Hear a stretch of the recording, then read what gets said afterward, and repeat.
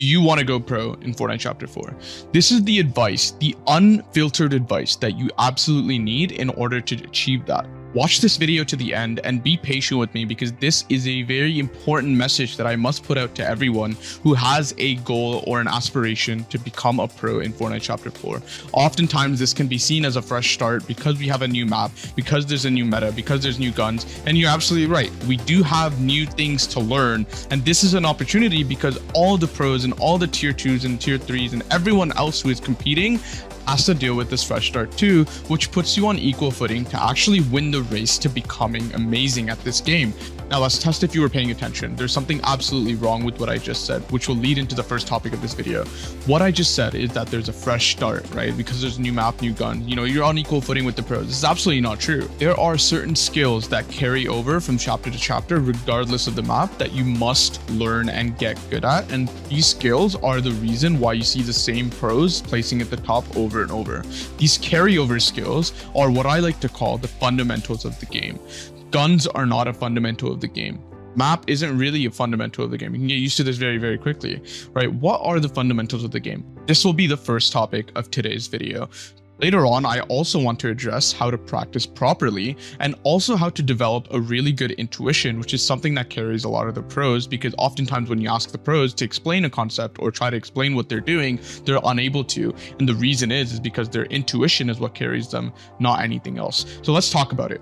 Now, why should we know the fundamentals of the game? What good does it do us, right? If we have a limited amount of time per day to practice, it's very important we prioritize. And so what should we prioritize? There are certain skills that give you a bigger ROI than other skills, right? And so for that reason, it's very important for us to know what are the big ROI skills and what are the skills that we should absolutely avoid and not really spend all that time with. Let's answer the golden question. What are the fundamentals of Fortnite? Aim is one of the most important skills that you must absolutely master before you can sort of worry about anything else. Like, make sure you can hit a reliable shot. Now notice I don't say hit a 180 or 190 or 200 all the time. It's like, if you can trade 100 damage every time you're given an opportunity to do so, you're probably good enough. It's important not to hit nothing. Like, every time you're given an opportunity, if you can trade a good amount of damage and not hit 0 or 30, you'll be well off for sure. Like, this is good. Back in the day when Tayson was super good in his prime, the biggest reason why he was super good was because his aim was super reliable. Next skill that we must talk about, which is absolutely a fundamental, is your edit accuracy. So this is something that I absolutely want you guys to focus on, because this is something that you don't really care about in practice. Everyone's trying to go as fast as they can. Everyone cares about how speedy or flashy or cool they look in practice. When you're doing Raiders Piece Control map, it's really the percentage of times you mess up that matters, not really how fast you do it. Again, going back to Tayson, he was a slow builder back in the day. He was a slow editor back in the day, right? He didn't really edit that fast. The key thing was he would never miss an edit, right? And so that's what's really important. If you understand how to peek and move, then really all that matters is like, do not miss an edit. If you really care about time and trying to do things efficiently, one of the best ways to edit slowly is messing up an edit. It adds like a whole 2 seconds to your sort of editing time, right? So if you care about speed, the best thing you can actually do is up your percentage of time where you actually hit the edit correctly. The third skill that I really want you to work on, but this is something that's very deep, this takes a long time to get really good at, and oftentimes is tied to experience, is your game sense, right? Game sense can be broken down into 2 sort of categories, which is fighting game sense and your grim game sense, as I like to call it. I don't really know another term for it, but essentially your off-spawn planning, your mid-game rotates, and your sort of game sense revolving around that, and your end-game game sense overall. And so let's break that down, right? So fighting game sense is essentially your movement, your peaks, your trading, and your ability to know when to go in, when to go out, when to play with your team, when to sort of split up and do a pinch, and all of these things, right? And so it's really important to understand these things can take a long time to get good at, but only if you let it happen that way. One of the best ways to get better at fighting super quickly is to often refer back to the correct way to fight. So how do you know what the right way to do it? Obviously, I talk a lot about on my channel, like the concepts of fighting. But another really simple way to remember how to fight properly is to go on Twitch and watch some streamers and watch how they play Soul Arena and things like that, right? So Clarity G, GOG, these people are really good. And so you could refer to them and make sure you're on the right path, because there is absolutely a way where you could sort of veer off to the side and build bad habits and, forget to keep yourself in check. As for scrim game sense, like if you don't have a popular scrim chord that you play in and that that offers scrims almost every day, Noble is really good in EU, Manu scrims, so Vital scrims is really good in NA. These are really good recommendations in order to get good. If you guys have other scrim chords that you want to sort of share with the community, put them down in the comments, absolutely. But scrim often experience is one of those things that builds really good scrim game sense, right? Some of the other concept that I can talk about is understand the order of priorities, right? So if there is surge in your game, then you should deal with that first. Building positioning is really important, right? So ask yourself, like, do you want to go edge zone? Do you want to go center zone? Which is important based on the situation that you're in. Can you even go to center zone? Because oftentimes people will force center zone when it's not forceable and then die or lose a lot of match because of it, when it would just better that game because they late rotated in to just play edge and rotate in at a later time when there's more enemy builds to use as cover, right? So it really does depend on the situation, but this is what it is, right? A lot of game sense is intuition, which is a topic we'll talk about later in the video, but I really want you guys to understand it's pattern recognition, right? Put it simply, if you're in a scenario, very simple scenario where you die, it's often the case that you'll eventually learn, maybe not the first or second or third time, but eventually with enough focused reps in scrim, you will eventually learn what the mistake is and let it go.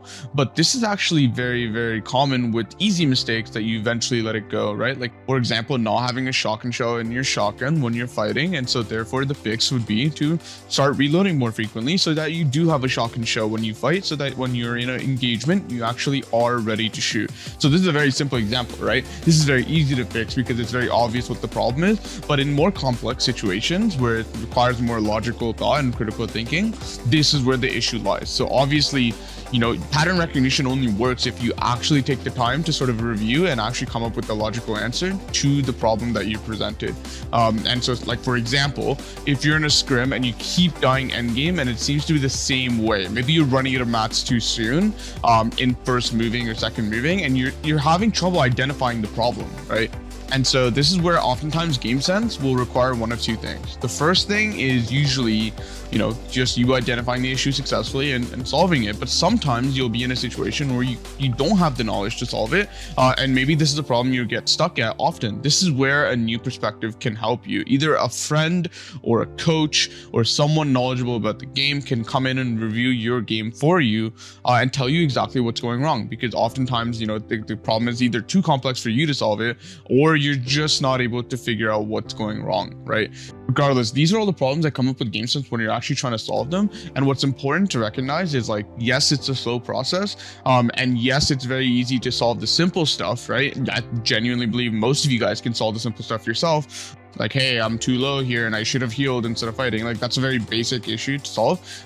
But like, when it gets a little bit more complex, when it gets to like end game or mid game rotates, and this is where it starts to become a little bit, troublesome, this is where you probably need a lot more critical thinking to solve the issue, and a lot more logical thought, in my personal opinion. So before ending off this first section, I do want to let you in on a little bit of a secret. This will help you greatly in terms of trying to analyze, hey, did I do this right? Did I do this wrong? And like, how should I fix it?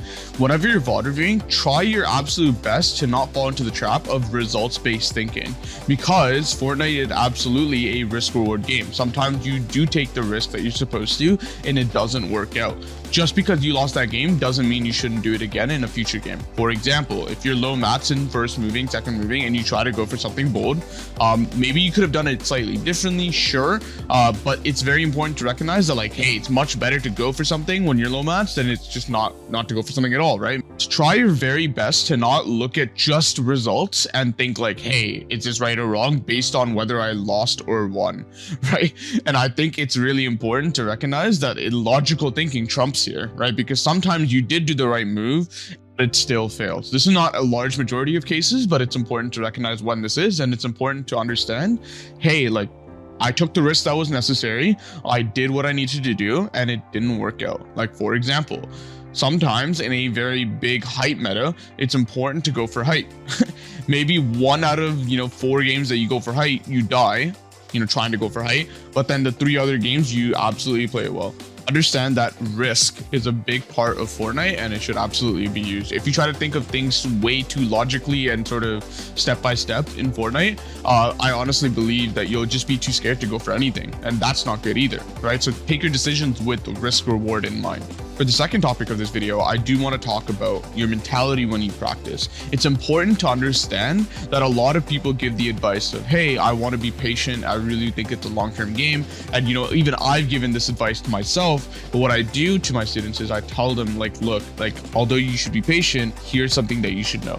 Problem with being patient and too patient at times is that there's no sense of urgency. Now, this is the key lesson of today's video, is the urgency of your practice will lead to great results.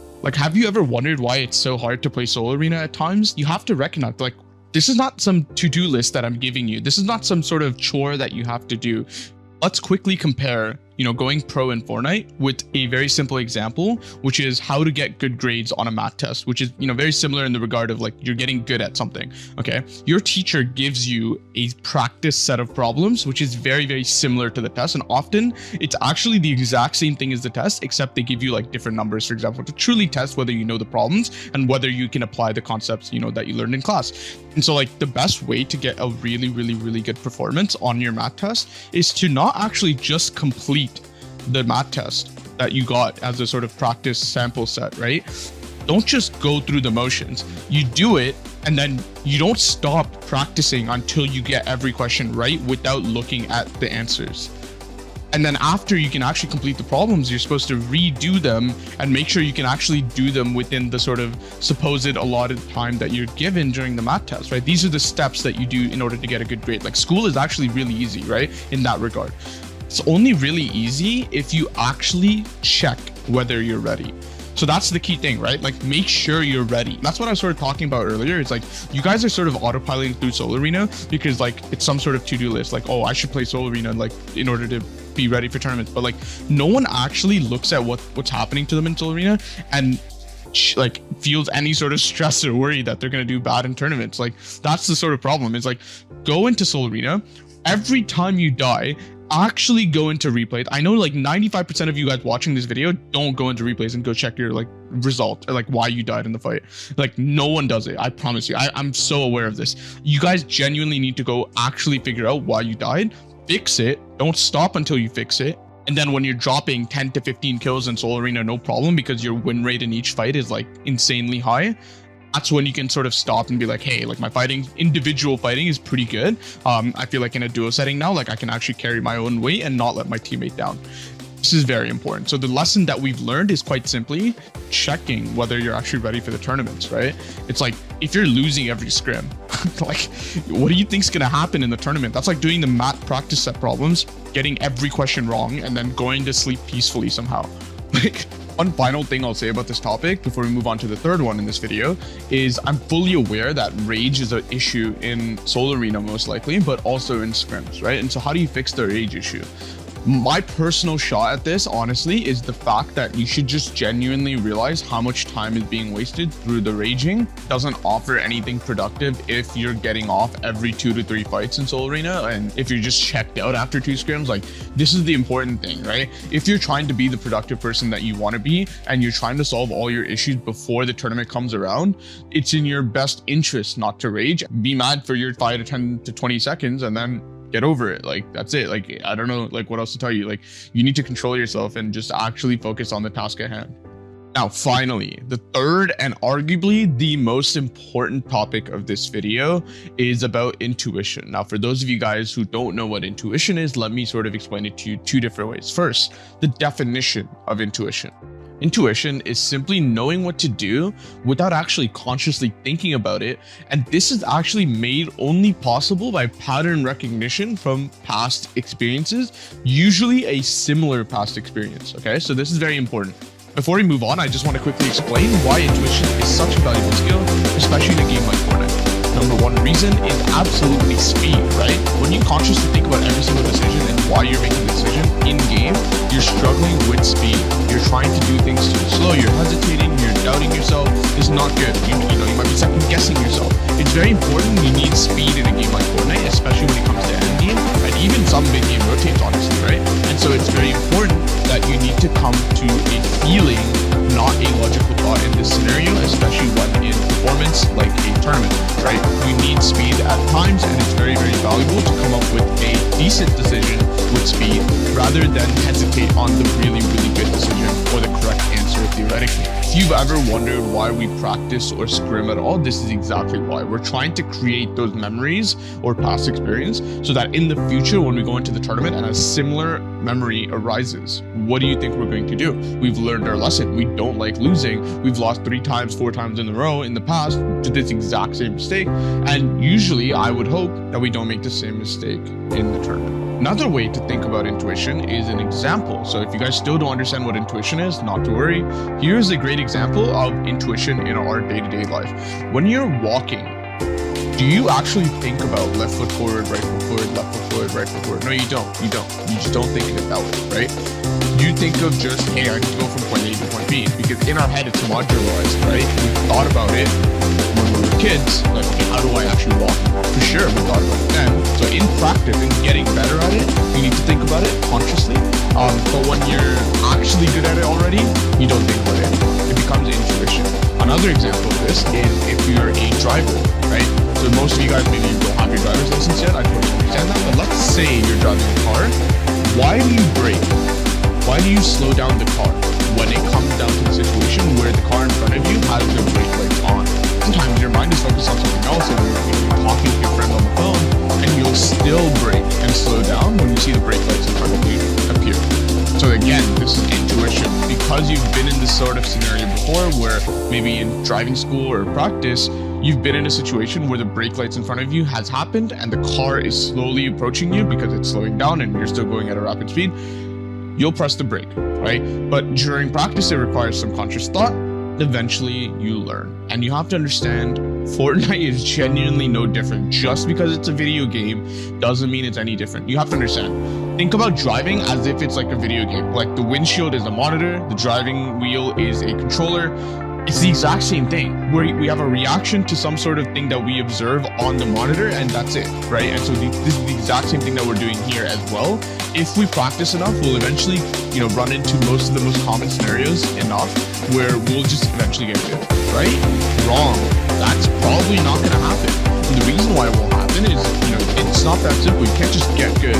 You have to sort of consciously think while you're practicing. This is why I oftentimes suggest to review and reflect and think about what you did wrong and try to figure out what you did wrong, because I think it's really important. Because for example, if I were to sit in the call with you and try to tell you exactly what you did wrong and I just take over the whole process for you, you don't have to do any of the thinking, which is oftentimes somewhat painful and people don't like to do it. People are lazy, I totally get it. But it's important to recognize this is the process that actually sort of puts it into memory for you, right? So trying to think of what went wrong, if you are able to figure it out yourself, you'll probably remember it easier. Make sense? So why do you think the teachers don't give you the answer in math class? It's the exact same reason. They're trying to get it sort of locked in your memory. And if you have the process of figuring it out and you get it successfully, you'll probably remember it much easier during the test. And in this case, during your scrim, I want you to figure it out for yourself, because the critical thinking process is really important for remembering it later on in the game. Sometimes when I'm coaching, I like to ask a lot of questions rather than just tell them straight up what the answer is, right? I like to lead or guide them to the answer, not just give them the answer. And so this is really important, guys. This is what intuition is, right? And so it's important to recognize what intuition is, because if you think about the pros, when they're going into a very, very crazy situation, like an endgame clutch, they're not there thinking oh my God, what's the risk reward in this situation? And what should I do here? And sometimes they won't even think about anything.